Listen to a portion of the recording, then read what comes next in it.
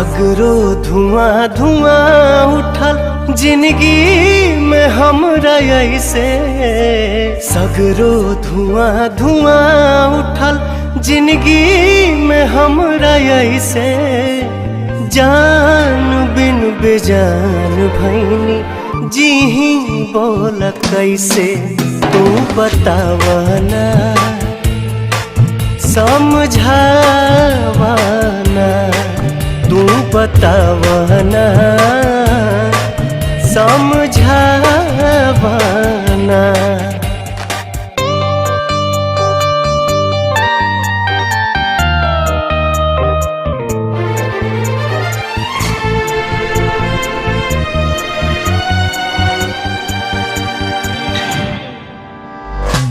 दिल के बाग में पतझड़ आइल, खो गइल बा प्यार हो। प्रीत के पीर न जाला दिल से, भैनी हम लाचार हो। हाँ, दिल के बाग में पतझड़ आइल, खो गइल बा प्यार हो।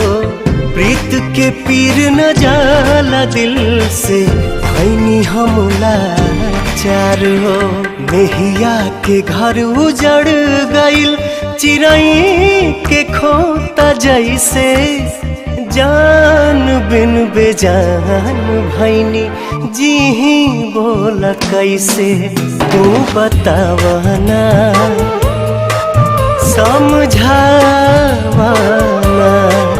तू बतावना समझावना।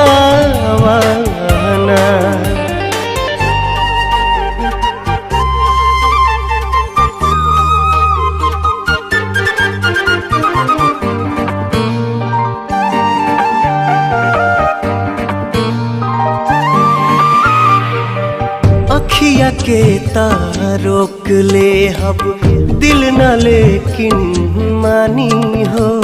अब त जिंदगी काटे पारी कसम कसम रानी हो। अखिया के तारोक ले अब दिल न लेकिन मानी हो।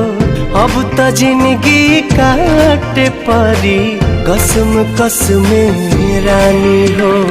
तड़पे ले मछरी जल बिना, तड़पे ला दिल वही से।